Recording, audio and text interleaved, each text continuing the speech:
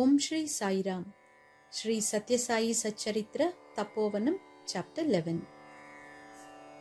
Loving Mother Sai. Love of 1,000 mothers. Agony moves Bhagavan. The flower of love. Shed a tear for me. Flew driven away. Supremacy of spiritual learning. My children are my entire property. Frolicsome God. Tolerance. Benefit from closeness to Baba. Loving Mother Sai. Love is my form. Truth is my breath. Bliss is my food. My life is my message. Expansion is my life. No reason for love. No season for love. No birth. No death. Baba. Love of 1,000 mothers. Bhagavan Sri Satya Sai Baba devotes 3/4 of his precious time to his students. He feels that the future of the society rests solely on these innocent, clear-hearted children. He is all love for them. He tells them, "Look at me within your own selves.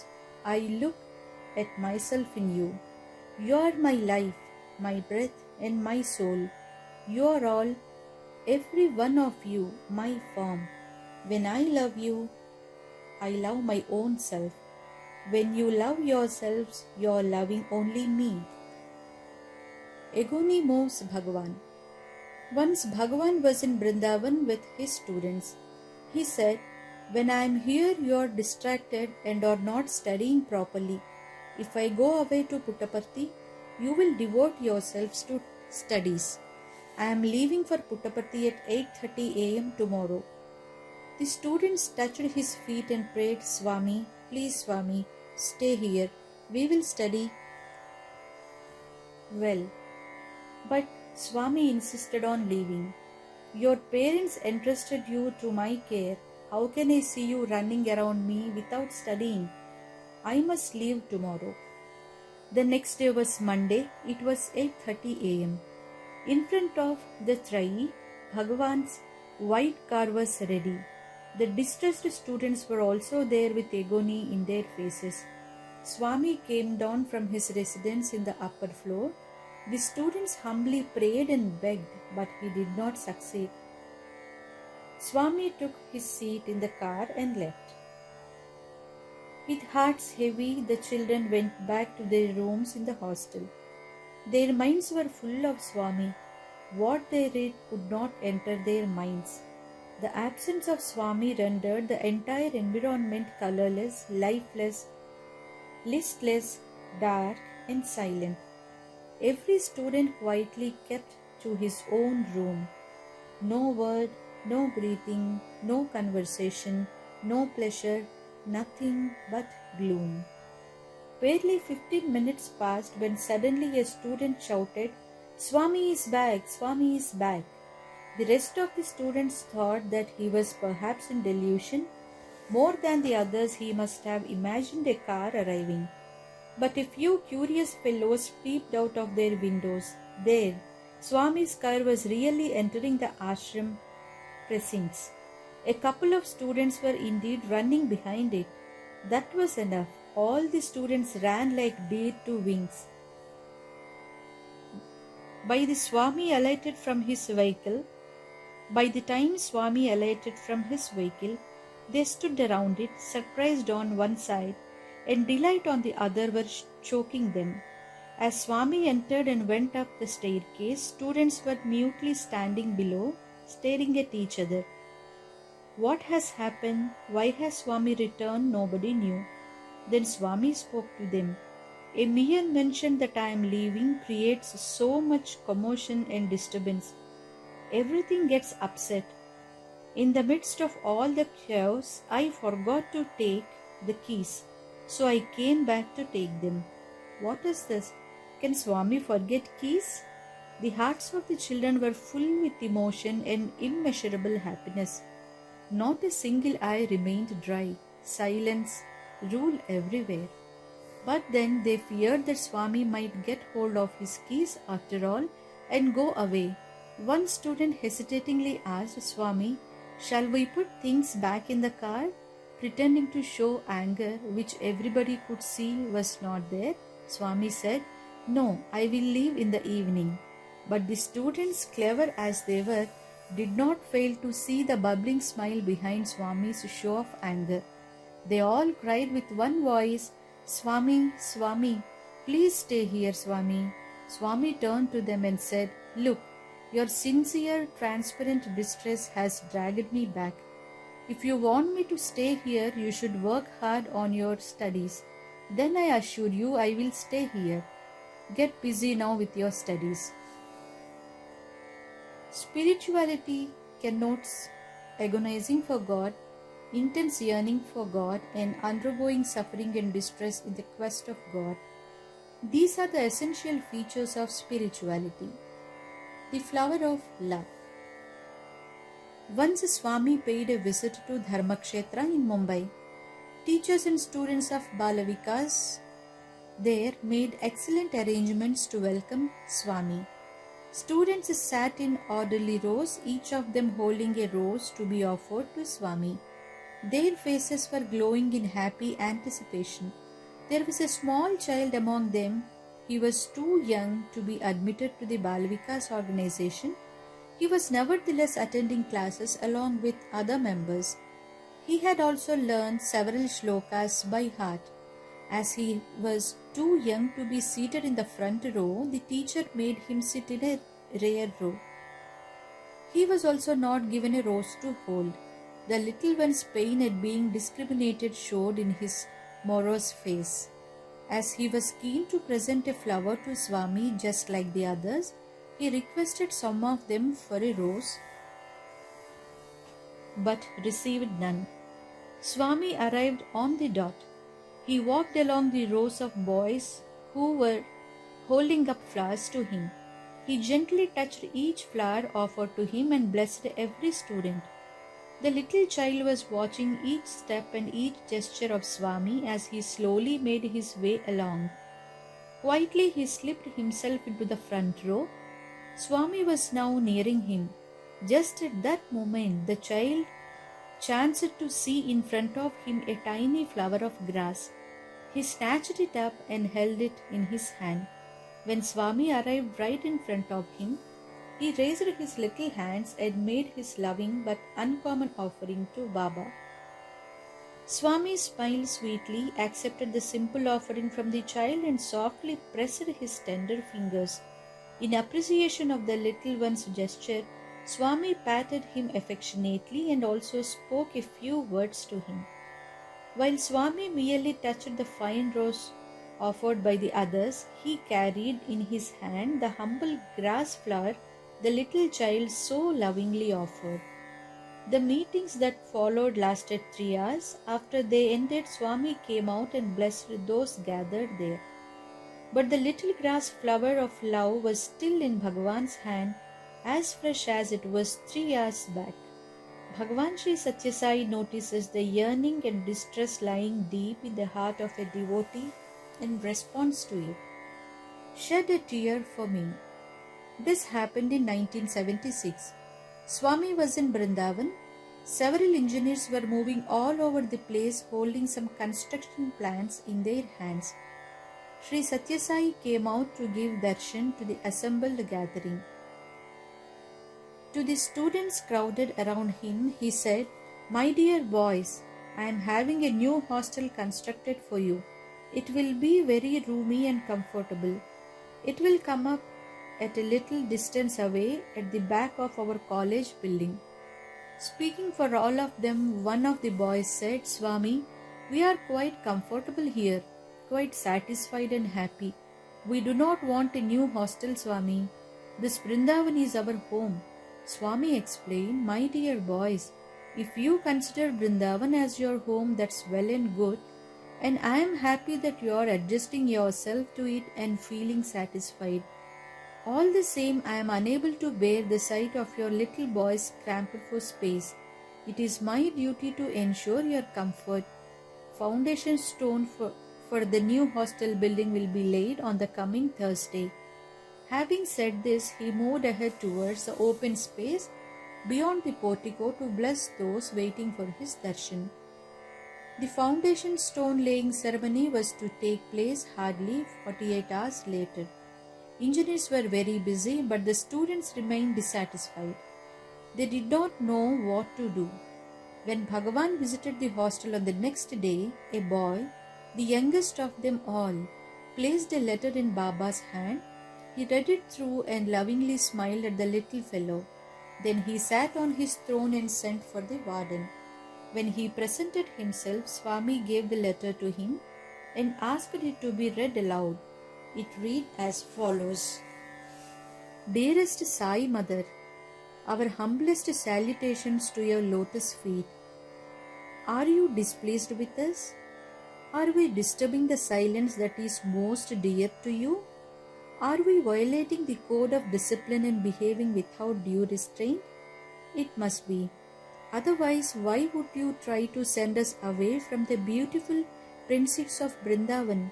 Why do you insist that a new hostel for us should be built at a far-off location? Brindavan is a gracious place. It has brought your sweet and protective love and care very close to us. Even gods would desire to enjoy such love. With heartfelt love and affection, your child. With a special note, P.S. If you are determined at any rate to build the new hostel far away from Brindavan, kindly build also a new residence for you and stay close to us. As the warden finished reading, there was not a single boy without tears. In one voice they cried, Swami, please accept our request. Bhagavan's heart melted at the sight. He immediately sent for the chief engineer and conveyed the student's wish. He demurred, These plans have all been drawn with extreme care, and not much time is left for laying the foundation stone too. But the boys told him with one voice that only Brindavan should be their home. Seeing the mood of the boys, Swami indicated to the chief engineer to have the plans redrawn. Fresh plans were made locating the new hostel within the Brindavan complex. On hearing the exciting news, the children were in ecstasy. On the appointed day when Bhagavan Sri Satya Sai was about to light the lamp of Aarti, a boy said, Swami, you are doing so much for our sake, but we have nothing to offer to you. Swami replied, Happy tears are trickling down your tender cheeks. That is all that I want. Shed a tear for me. What I desire most is only your happiness. That noble structure which stands now in the Brindavan complex is a sweet monument enduring for all time to Baba's immense love for children. In 1976, a number of deer from the adjoining forest of Smt.Malladi strayed into Brindavan. A nice place opposite to the Trai was provided for them. Swami fed them with apples and looked after them with love. One day, as Swami emerged out of the Trai to give darshan, students ran to him. At the same moment, in the garden opposite, deer too wanted to be close to Swami and moved up to him near the wire mesh that stood around the garden. Baba drew the attention of a devotee standing by to the enchanting scene comprised of the loving children and the equally loving deer. He said, These are two-legged deer and those are four-legged deer. Both are dear to me. Flew driven away. Influenza once spread like wildfire in the higher secondary school in Prashantinilayam. Nearly 200 students were affected. After the evening bhajan concluded, Swami asked Dr. Al-Raja to pay a visit to the school. The doctor found about 200 students suffering from high temperature, cough and vomiting. The infection seemed to be beyond control. It was then 8 p.m. As the doctor made his way back to his room, he thought that as Swami's room would be closed, and that hour he would report to him next morning. At 8:30 p.m., a volunteer came to tell him that Swami was waiting for him. The doctor hurried into Swami's presence. Baba asked him, I was waiting for you. Why have you not come to me immediately?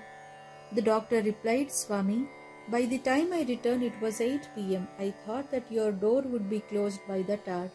About 200 students are suffering there with flu. I find it impossible to arrest its spread. I am afraid at this stage no medicine can help, only you can save them. Next morning, Baba visited the school and the hospital. He walked through every single veranda and classroom. He went up to the roof also, despite the principal's protestations that it was not properly cleaned up. Swami then called for a stainless steel bucket filled with water. He materialized vibhuti in immense quantities and poured it into the water. He asked one of the teachers to carry the bucket around and serve the vibhuti water to every teacher and every student. The disease spread no further from then on. Within a space of 4 days, every single patient recovered fully. Swami's medicinal treatment is amazing and inscrutable. Supremacy of spiritual learning. What should we pray to God for? Not for worldly wealth and enjoyment, not for material things and property, but for God Himself. Every blessing comes by itself in the wake of God. The learning that makes man yearn for God is known as spiritual learning. Swami once described how Yashoda went after her prankster child Krishna. Yashoda, he said, held a lump of butter in one hand. While she showed it to Krishna with a view to enticing him, she kept the other hand behind her back holding a stick. When the little child drew near for the butter, she would grasp him and deal a couple of strokes with the stick. That was her way of putting her errant child straight. Bhagwan Sri Satya Sai reaches for us exactly in the same way with worldly learning in his open hand but holds spiritual learning in the other hidden hand. Boys and girls come eagerly seeking admission into his educational institutions, colleges and university. Swami receives them and imparts spiritual learning along with worldly learning. Even an ordinary individual is gradually processed and refined in this manner. Man becomes truly wise in course of time. Swami's indescribable love makes it possible. In Baba's Seeds of Learning, children are educated from kindergarten level to postgraduate level absolutely free of charge. MBA, MFM, MTech computers courses have also been introduced in the Sri Satya Sai Institute of Higher Learning, a deemed university. These are in addition to normal courses at bachelor's level in arts, science and commerce and master's level courses in arts and sciences. Facilities are available for doctoral studies as well. A number of big, neat, roomy and airy buildings have been built. A state-of-the-art planetarium costing crores of rupees has been installed. In November 2001, a new music college was also opened on the university campus. These are all tokens of Baba's boundless love for children. Side by side with these symbols of worldly learning, Baba ensures that the students receive spiritual learning too. My children are my entire property. On 22nd November 1981, the day Sri Satya Sai Institute of Higher Learning was inaugurated, Swami addressed his students. He said, students should be the roots from which would grow trees of peace and security for the world. My purpose is to water those roots. I am dedicating myself in every way to students. I have immense faith in them. You ask anyone what properties Sai Baba holds in his name, you will be told, oh, he has so many buildings, so much land and so on. All those possessions amount to nothing. My sole property is nothing but my children. There are many who are unable to understand this simple truth. Such unfortunate persons who cannot imagine even a single mother's love can never gauge the love of 1,000 mothers.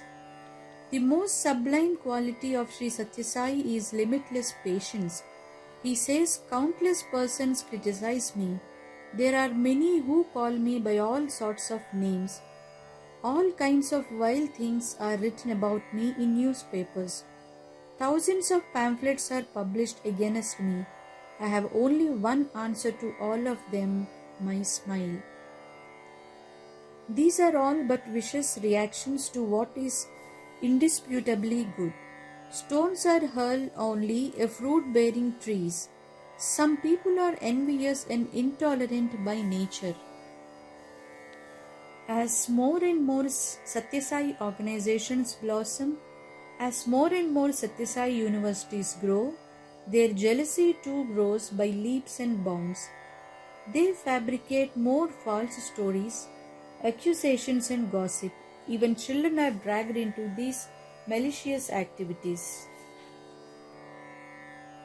Paramatma Swarupulara, O embodiments of Supreme Divinity, what to say of these small-minded persons? Even if the whole world unites against me, no harm comes to me. My heart is always pure. I have no selfish end. I have nothing of my own. This is my truth. Only criminals are beset with fear. Why should a lion doing no wrong be afraid? Whatever I do is for the welfare of the world, Jagat Kalyan, not for myself. I am aware of this irresistible truth. Hence I am ever in bliss, the unbroken bliss. Frolicsome God. In 1983, students of Sathya Sai College arranged a science exhibition in the Kalyana Mandapam wedding hall in Brindavan. Sri Govinda Narayan, the governor of Karnataka, was visiting Brindavan for Swami's darshan. Baba brought him along to see the exhibition. On show were several models, scientific devices and artifacts made by students. One of the items was a piece of alarm equipment. A ray of light proceeds from one end to the other, and if a hand is placed in between, an alarm rings. As Swami went around and reached that equipment, the student who was devised it told him, Swami, please put your hand here and the alarm rings. Swami did so, but there was no sound. The student got perplexed. He said, just a moment, Swami, something seems to have gone wrong. I will set it right. He tinkered with it a little, put his hand between the two ends, and sure enough, the alarm rang. Confident now, the student invited Swami to insert his hand. He did so, but again the alarm did not ring. The student got thoroughly confused by now and mumbled something about the equipment needing another repair. Then Swami told him, it needs no repair. I am not that kind of a thief for whom you have designed this. So quite rightly the alarm did not ring. He moved on. Science is not capable of reaching Swami. He transcends science. Tolerance. Many years back, students in the primary school in Puttaparthi used to take their daily morning bath in cold water. Swami felt sad and thought, parents of these tender young children left them in my care because of their immense trust in me. Poor fellows, they have only cold water to bath in every day. That thought soon led to the provision of solar heaters, which heat water using sun rays. In no time they were installed in the hostel. Students, teachers and the principal of the school were very pleased. They prayed to Swami to inaugurate the solar heating system and he agreed. Arrangements of inauguration were soon completed. The equipment was connected to a tap by a rubber tube. When Swami arrives and turns the tap, hot water would flow into a bucket placed below. They did not have to wait long. Swami arrived and he turned the tap.